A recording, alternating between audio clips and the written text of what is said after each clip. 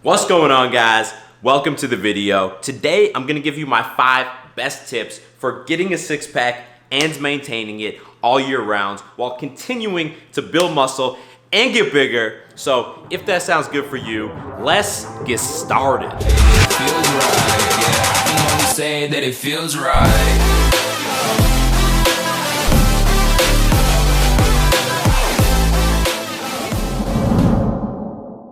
Alright, so this first point might be review for a lot of you guys, but that's alright. If you're watching this video, then you need to hear it.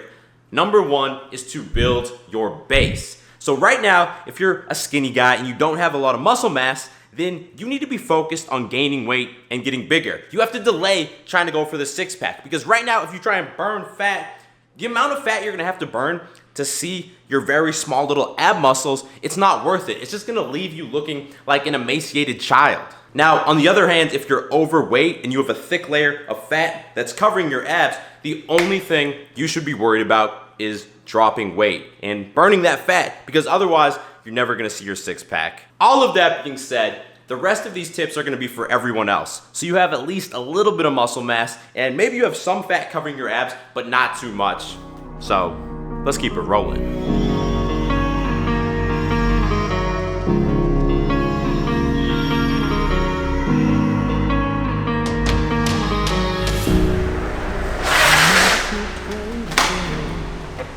All right, man, number 2 is to micro cycle. So in general, once you get to a point where you're happy with your body, you have decent muscle, not too much fat, you have 2 main options. The first option is to maintain your body weight all year round. The benefit of this is you don't put on the fat you get with a bulk. The drawback is, unless you're a complete beginner, you're not really gonna build any muscle mass or burn any fat. You're pretty much just gonna stay the same. The second option is the traditional bulk and cut, where you bulk all winter long, maybe 7 or 8 months, and then you cut for the summer. The benefit of this is with the bulk, every year you're gonna put on some decent muscle mass. The downside is all winter long, you can't really take your shirt off. So instead of doing any of that, here's what I recommend. You do a microcycle. This is like halfway in between those 2 options. You bulk for 3 months at a time, and then you cut for 1 month.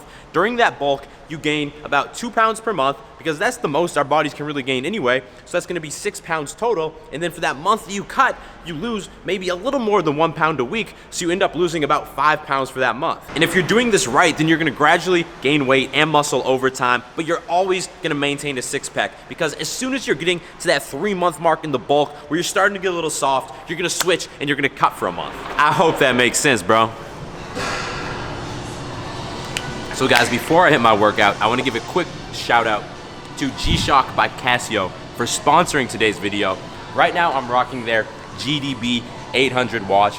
And when it comes to like sporty, rugged watches, this is as dope as you can get. I like wearing it on rainy days like today because it's water resistant. Plus, if I'm doing some outdoor cardio intervals when I'm cutting, it's great at keeping track of my times. But guys, check this out. The real reason that this thing is dope is because it has Bluetooth on it, and it syncs with the G-Shock app on your phone, and it has a step tracker on there. For example, when you're cutting, one of the easiest ways to burn more calories throughout the day and lose weight quicker is by walking more, so this keeps track of that for you. It also has a timer interface you can use on the phone instead of on the watch.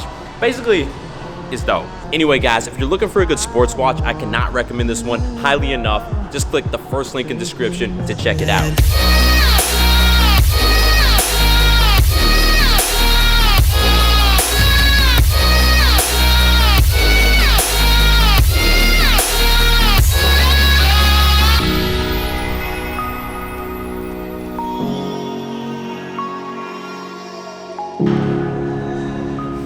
Alright guys, number 3 is to build mass, and I'm talking about building mass in your abs.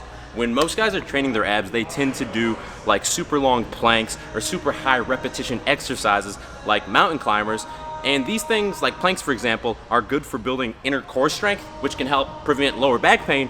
But if you want to get a visible six-pack, then you need to train your six-pack muscle group. It's literally its own muscle. It's called the rectus abdominis. And in order to target this muscle, you want to do exercises that cause you to flex your body inside your core, not at your hips, but inside your core, because that's what's going to cause a contraction in that muscle.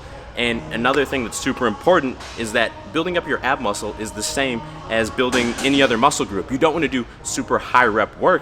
You want to do exercises that take you to failure in 15 reps or less. At the end of the day, that's what's going to help you build bigger ab muscles, and that is ultimately going to allow your abs to be visible at a higher body fat percentage, which will in turn allow you to keep that six-pack all year long. That being said, let me show you a quick ab routine that I do at the end of my workout twice per week.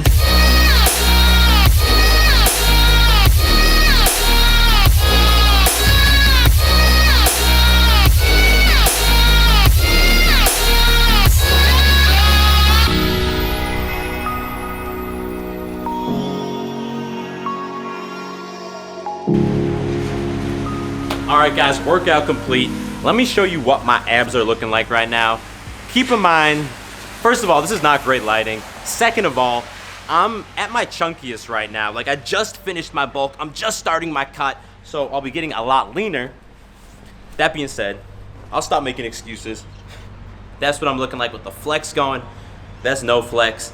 So, as you can see, if that's as chunky as I get, I really do keep a six-pack all year round. Now, I'm gonna put my shirt back on, and I'm gonna tell you guys about, what point are we at? Point number 4, which is flex dieting. If you're gonna do these short bulking and cutting periods that I'm telling you about, one of the biggest challenges is being able to seamlessly transition your diet between bulking and cutting. Normally, when you finish a bulk and you go to a cut, it feels like you're starving all the time. And normally, when you finish a cut and you switch to a bulk, it feels like you need to stuff your face, and it kind of sucks. So to make this easier, here's what I do. I eat the exact same diet when I'm bulking versus when I'm cutting, except for 2 small changes. If I'm bulking, I have an orange juice with my breakfast. That's 200 calories. If I'm cutting, I just have water. If I'm bulking, I have a gainer shake for lunch. That's 1,000 calories. If I'm cutting, I just have a protein shake, which is only like 200 calories. So just those 2 small changes allow me to manipulate my total calories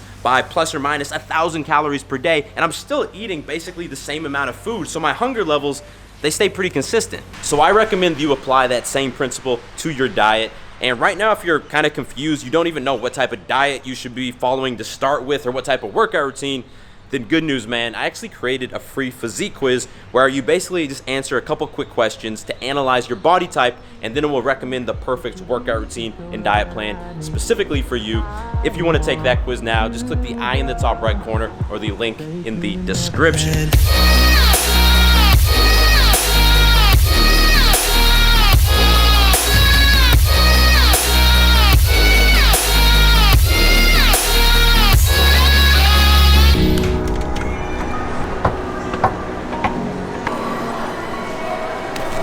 So in the last point, I told you what I eat for breakfast and lunch, but not dinner, because I basically eat dinner out every night, so it changes. That's unless Julia cooks dinner for me. She's a good cook, but I'm addicted to takeout. For dinner tonight, we have Sarku Japan chicken teriyaki, and guys, this stuff is amazing. The chicken is fresh every time, and it's always a solid 8 out of 10, which is not bad when we're talking about mall food.